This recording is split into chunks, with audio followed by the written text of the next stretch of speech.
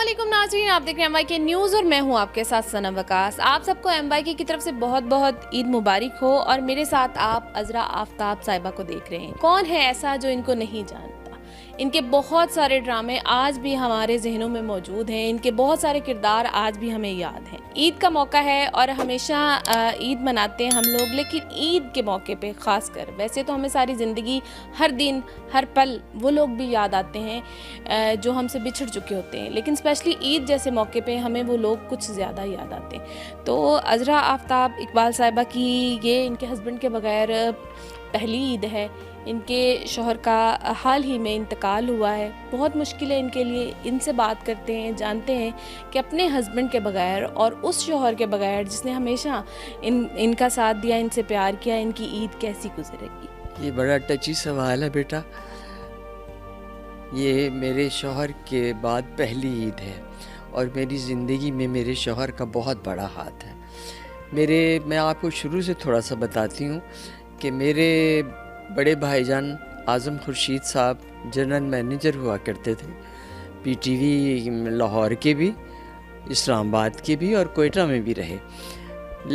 वो हमेशा लोग मुझे कहते थे कि आपकी आवाज़ अच्छी है, आप की शक्ल भी ठीक ही है, तो आप क्यों नहीं TV पे काम करती।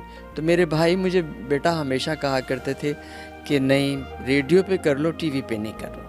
तो मैंने कहा ठीक है, मैं रेडियो पे मैंने स्टार्ट किया मुल्तान रेडियो से। मुल्तान रेडियो में सईद मिर्ज़ा नाम था, ख़बरें पढ़ती थी मैं। तो उसके बाद एक दिन मुझे वो पूछते हैं कि आप को सराइकी आती है? डेरा गाजी खान से मैं पैदा हुई। मैंने कहा जी, ज़बान तो सराइकी नहीं है लेकिन आती ज़रूर है। कहते हैं फिर एक मैं ड्रामा शुरू कर रहा हूँ मासी सत्तो के नाम से, तो वो आप करेंगी? तो मैंने कहा जी सराइकी मैं ज़रूर कर लूँगी। तो बेटा मेरा ड्रामा मासी सत्तो के नाम से 5 साल चला। वो ख़त्म भी इसलिए हुआ कि मेरी शादी हो गई। शादी हो गई तो फिर मेरे मतलब भाईजान मेरे जो थे ना, वो थोड़े इस मामले में कॉन्शियस थे कि TV पे ना आए मेरी बहन और रेडियो पे करे। लेकिन जब मेरी शादी हो गई तो अल्लाह मेरे शौहर को गरीब के रहमत करे। आफ्ताब मेरी ज़िंदगी का वो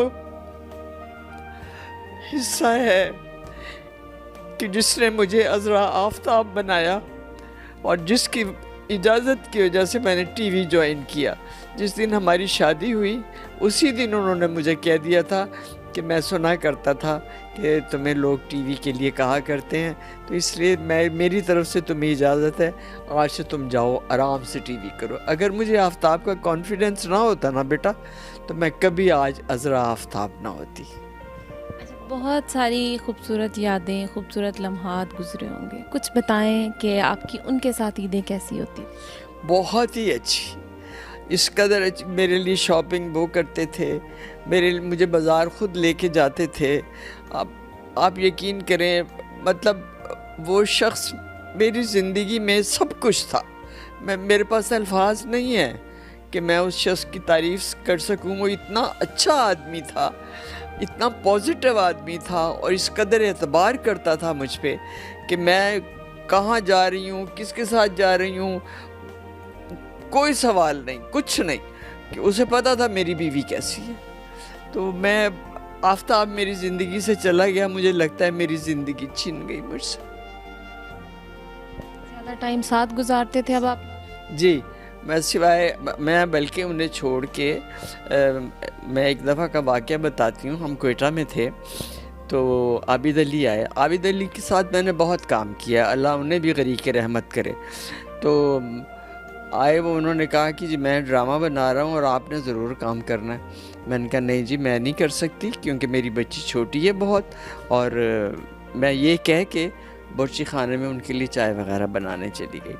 तो आप यकीन करेंगी कि मेरे शौहर ने उन्हें क्या कहा मेरे बाद में कि जी ये करेगी, मैं हूँ ना बच्ची संभालने के लिए। जब मैं वापस आई चाय लेके तो आबिद भाई ने मुझे कहा कि आफ्ताब साहब तो कह रहे हैं आप करेंगी। मैंने कहा आफ्ताब? कहने लगे हाँ मैं जो हूँ बेटी देखने के लिए, तुम जाओ। आप यकीन करो बेटा, मैं गवादर में दश्त किया, 25 दिन रही मैं वहाँ। आफताब ने बेटी संभाली, इससे बड़ा और क्या बड़ापन हो सकता है। जी माशाल्लाह से इतने स्पोर्टिव हस्बैंड, अल्लाह ताला उनको जन्नत में आला मकाम दे। और आपके लिए मुश्किल है, किसी के साथ थोड़ा अरसा गुजारा हो हमने तो वो मुश्किल होता है, आपने तो पूरी ज़िंदगी गुजारी और इतना अच्छा शौहर। मैं उस शख्स की, मेरे पास अल्फाज नहीं है बेटा कि मैं उस शख्स की किन लफ्ज़ों में तारीफ़ करूं, बल्कि मैं तो क्या छोड़ें परे, मेरे जो बच्चे मुलाजिम हैं वो आज तक रोते हैं। आप यकीन करें, जब से वो गए हैं वो अक्सर रोते हैं और हर तीसरे चौथे दिन उनकी कब्र पे जाते हैं।